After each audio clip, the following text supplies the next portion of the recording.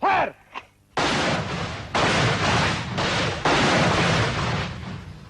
We are fighting a war of attrition, in that we kill in self-defense, as long as they are going to come and fight with us. Major Khaled is a commander of the Mukti Forge, the freedom fighters who've been fighting the West Pakistan Army for the past 3 months. World in Action went into Bangladesh or East Pakistan to find out how effective they are. The Mukti Forge claimed to have divided East Pakistan into 5 sectors for guerrilla operations, with each sector commanded by Bengali majors of the Pakistan Army who defected after the March massacres. Major Khaled's sector covers the areas around Noakhali, Camilla and part of Sylhet. World in Action producer Vanya Cooley spent 8 days there. But the only fear is, suppose they come at least 2,000 yards height and they drop somebody here. Let them drop. But if they drop, now I'm having 1 mg. Let them So this mg will take. Let them drop. They will get lost in this area. Yeah. The Pakistan government dismissed the guerrillas as a bunch of miscreants and the war as a border skirmish. I was surprised to find a highly organized resistance led by officers with impressive military records. Here, Major Khaled briefed Sub-Sector Commander Captain Salik Chaudhry, who before he defected was a staff captain in headquarters Dhaka. Don't. Khaled asked us not to film the map nor mention the exact location of the villages and camps we went to, not only for their own security, but to protect the villagers from the reprisals by the Pakistan Army. His caution was understandable in view of the overwhelming quantity and sophistication of the Pakistan Army's arsenal. On a preparatory visit to meet Major Khaled before the monsoon really got going, I ran into a major assault. The Pakistan Army were using sabre jets, tanks, helicopters and heavy artillery against the guerrillas. Once the rain stops in September, the guerrillas' light guns and mortars could be overcome by the superior weapons of the Pakistan Army. But Major Khaled remains confident.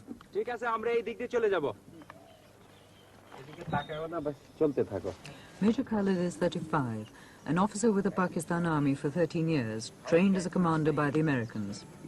8 months ago, he was with the Black Watch in Scotland. When he defected from the Pakistan Army in March, he brought most of his brigade, their Chinese weapons, and even their teacups with him. And you have heard yourself yesterday the shelling, the rocketing by the artillery and the aircraft, and then tanks the other day when you went to Feni. But this is not border skirmishes. Border skirmishes means all small arm fire. But here a full-scale war is being conducted by the Pak Army. We intend to make the whole nation the fighting force. And the hardcore being provided by the regular troops, that is the Bengal Tigers. It has its good reputation of being good fighters, and it has fought well. The hardcore of the Liberation Army are professional soldiers, but thousands of students and peasants are joining them. There is little time for formal training, so they're sent to the front unarmed and untrained with the regular troops to get experience.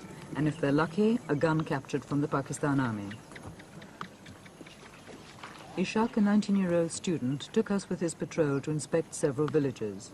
He's said to have killed 56 men. There was shelling yesterday, and one mortar shell landed here, 3-inch mortar, and it killed a cow, you know. And on that side of the village also, a few civilians were injured by fire from small arms. You see, shelling continues here almost all the time. And you've been very lucky enough not to have any shelling right now.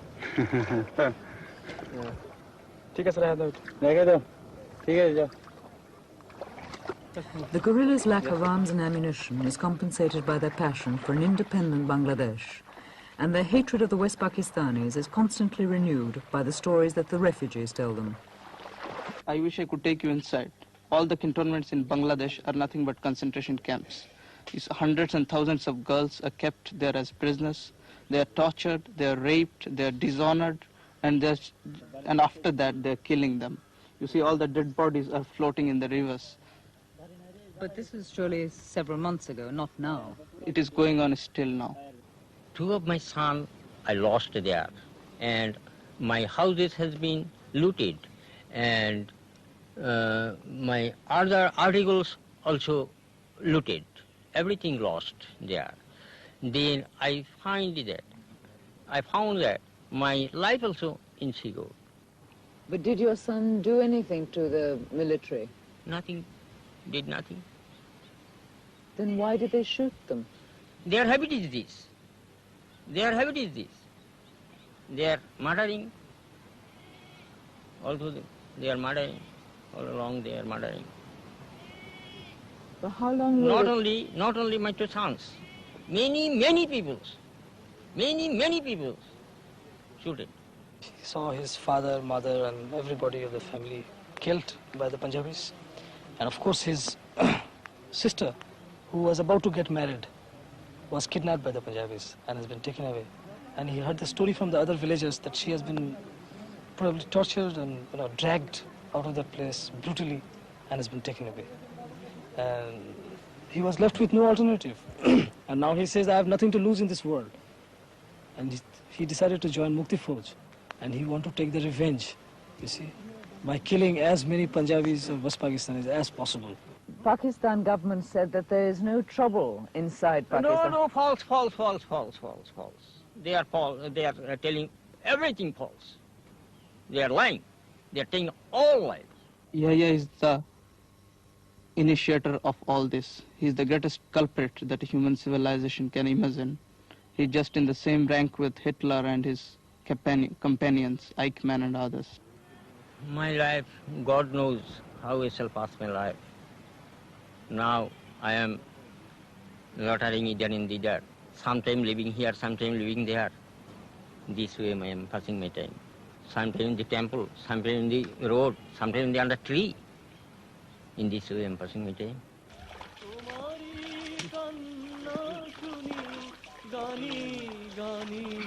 জলে ভাসে আমার দুনয়ন ও আমার জন্মভূমি জননী গো তোমার দুঃখে কাঁদে আমার প্রাণ We were not violent in nature. You see, the Bengali has got a very rich culture. Their history and their traditions and their literature. It's the flow of the river without obstruction. It's going, and there is nothing, killing each other or crime or things like that. It's very rare. But only when the unarmed people are attacked by the butchered, and killing and raping and arsoning and burning and rocketing, and so therefore they didn't have any other option but to fight it back. You just take a cat when it cornered, it fights, though it is a very peace-loving animal. Things like that. It had happened with us. We didn't want to fight. We were forced. We are completely pushed to the place where we have to fight, and we will fight. There is no question of it. And people are ready for any sacrifice, and they will die. 1 million had died already. And I think if this thing continues, 5 million will die in war, and about 10 to 15 million will die of starvation.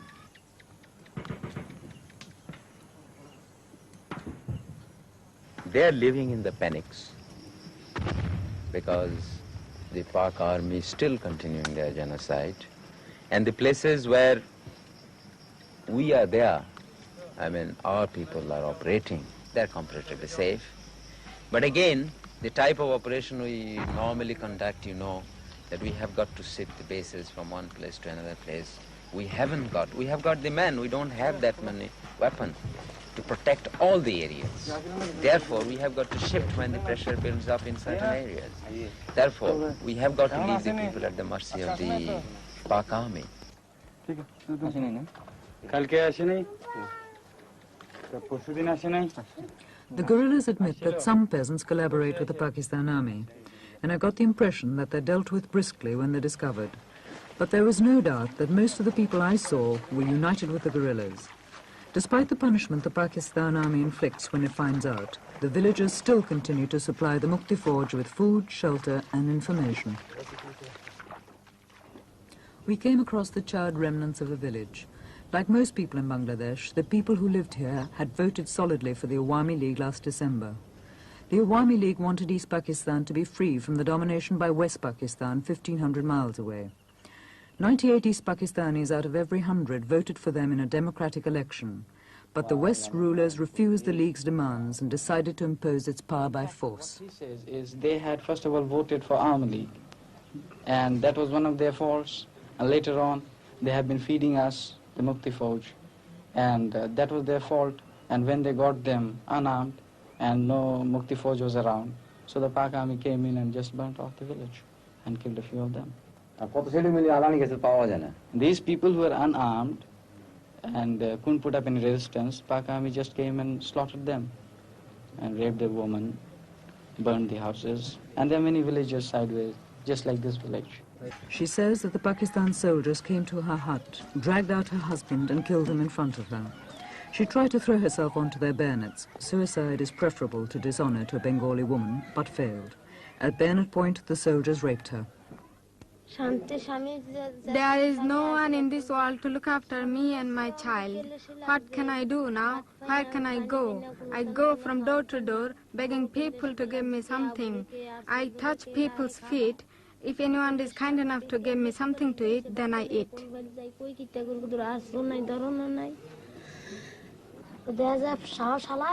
The soldier noticed my father was still breathing slightly. Then jump into the water and hit him in the ribs, chest and forehead. I was watching. I did not shout in case they come and kill me. After that, they took away all our rice and clothes and put them in their motorboat.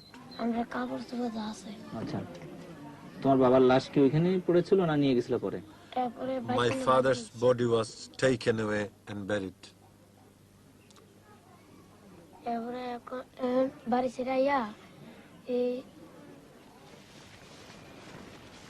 The safety of the refugees and the peace of the village was in jeopardy as we left.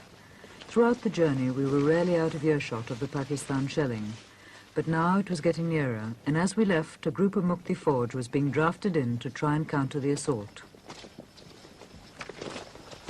People may be thinking that it is a leftist insurgency or few clandestine activity, but I can assure you it is a militant insurgency whereby the people stood against injustice. We are fighting on three fronts. That is political, economic, and military. All these three fights will go simultaneously. Politically, so far, as you have seen, that Yahya regime could not, and I am sure will not, be able to form a government. Even if it succeeds, it will be nothing but bunch of quislings. We are not allowing the communication to be restored. Because in any country, if you want to start the trade, the first thing is communication. We have not allowed him to ply the trains. We have not allowed him to run the roads. Bridges are being blown. This is one aspect of the economy, that is the communication. Sunday, the 27th of June, 5:15 p.m. Our patrol en route to an act of sabotage. The operation is carefully planned, and there are patrols on both flanks. Our group paused to finalize their plans at a disused railway station on the main line between Chittagong and Camilla. আরেকটা section যে পাইলনটা blow of করা হবে সেই পাইলনের পিছনে ওখানে আর আরেকটা রাখবেন এইদিকে লেফট সাইড ওই এক্সপ্লোসিভ নিয়ে যে পৌঁছে যাবো তারপর সঙ্গে সঙ্গে আমরা সবাই রওনা দিয়ে দেবো হ্যাঁ আচ্ছা তোমার একটা আসতেছে বুঝছো তো শোনো ডিস্ট্রিক্ট বোর্ডের রাস্তাটা আছে না রাস্তার ওখানে পজিশন নিয়ে থাকবে Mandabag railway station, a mile and a half from their objective, a pylon carrying electricity to Camilla. I had no way of knowing how effective the Mukti Forge were being, as I had not been on the other side with the West Pakistanis. But on Saturday, a Times correspondent who is with the other side reported. The railway running along the frontier from the port of Chittagong through Camilla to Sylhet and serving Dhaka en route has been cut for more than 2 months. The main span of a bridge at Feni, south of Camilla, was dynamited expertly and has yet to be repaired. Other road and rail bridges in the area have been put out of use temporarily. Savage reprisals are usually taken by the army against the nearest villages.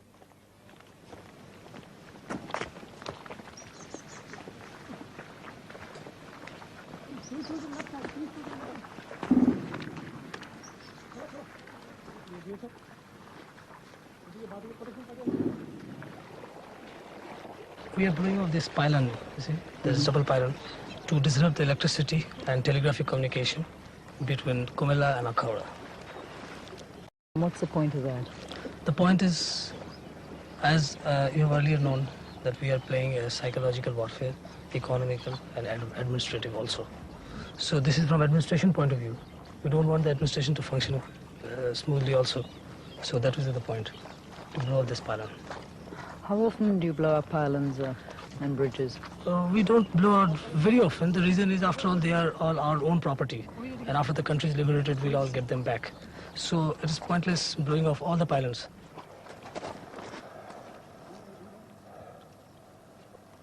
It's already time, huh? They have started off with the job, isn't it? Come on. Take it, sir. BSF protection party ওদিকে লাগছে তো তো এই পাইলনটা safe তো এদিকে bridge লাগবে না ready আছে অনেক দেরি আছে তাড়াতাড়ি করতে তো না বৃষ্টি আসছে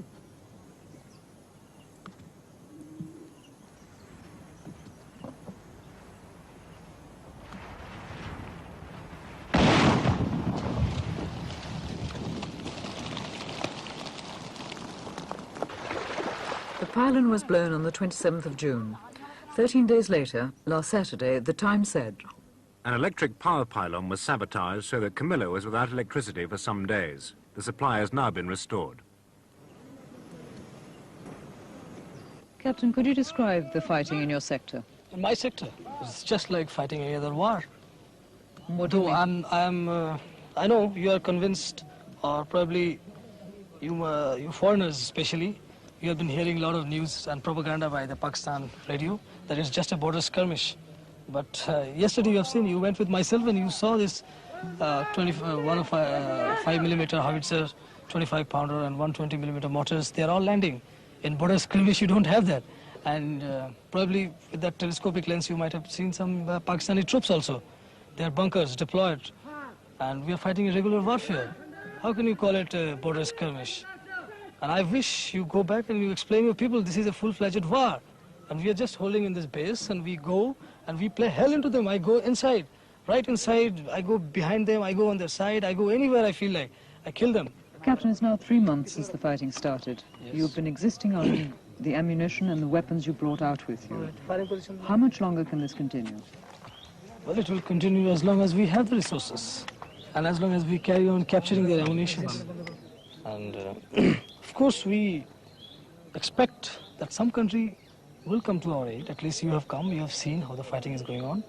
Well, if somebody comes to our aid, only thing that we need is arms and ammunition. Arms we have to maintain them, but we need some heavy weapons and ammunition. If that is the thing we get, then there is no problem, we can continue fighting. And if we don't get anything at all, well, you know the condition, what is happening in Sudan. They don't have any arms and ammunition, they are fighting. They're fighting with sticks, they're fighting, they are adopting different tactics. So that's what we are going to do. But Captain, about you personally, I mean, what about your family? My family, in fact, I don't know what is happening to them. I have given up because I have seen the fate of other families. When an officer has deserted and joined this Mukti Forge, what happened to their families? They were all captured as prisoners and kept in the cantonment, and I don't know what has been done. So knowing all this, I ran away. You see? So I gave up. I just thought about God, whatever God does, and that's all. And I left. So I have no right to think about them, you see. Since I have sacrificed them, so how can I think about them now? Another base camp deep in the jungle. Major Khalid debriefs his officers and plans further operations. As most refugees from the war are Hindu and the West Pakistan Army is Muslim, there is a danger that people might think that this is a religious war. But every one of these guerrillas, in fact every Mukti Forge soldier I met, was a Muslim. In spite of incessant Pakistan allegations that India is arming the Mukti Forge, supplying troops and expert saboteurs, I saw no Indian troops nor one piece of Indian equipment inside Bangladesh. In any case, the guerrillas seem quite capable of sabotage themselves. There is no doubt that the guerrillas are receiving sanctuary from the Indians. They cross the border to rest and maneuver their positions. But that, as far as I could see in the area I was in, is the limit of Indian help. The Pakistanis complain that they are being mortared and shelled by Indian guns across the border. The only shells I saw crossing the border were going the other way, from Pakistan guns. And the only mortars I saw fired against Pakistan army positions were plainly fired by the Mukti Forge from positions clearly inside Bangladesh. Into their position. And right in between their positions, so then they sort of didn't know. Fire! Fire! Ready?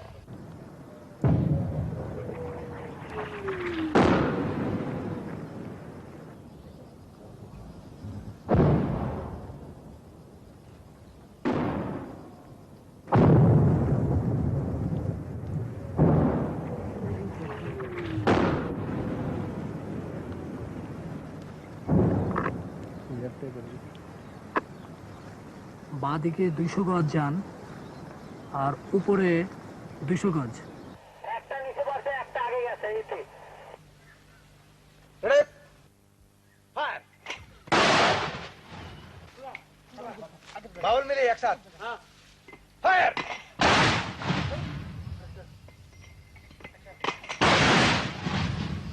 Centre centre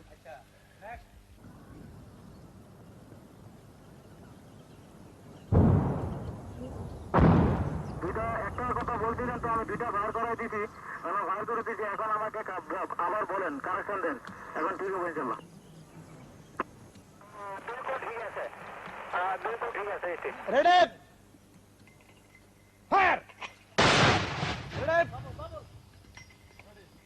fire bubble ready But the only thing which I am worried about, that is the protraction of this war, you know. As long as the war is continued for years and years and years, what is going to happen is the misery of the people. Misery in the sense that there will be a lot of killing, crossfire, the civilian will come into between the freedom fighters. Not that we are very much bothered for such sacrifice, and people are ready to give it. I have seen wherever there is or we catch the enemy in an ambush, and the immediate reaction of the enemy is to burn the villages and kill the people of that area, rape the girls. But after that effect, initially we were afraid that the people will just desert us and they will think that this is a menace. But to the contrary, I have found out that they still want that we should go in action, even if they have to sacrifice everything. I have been told even by the people to the extent that let there be nobody in Bangladesh, they cannot take the soil out of our country. Soil, let the soil remain. We must continue the action. Therefore the war will go on.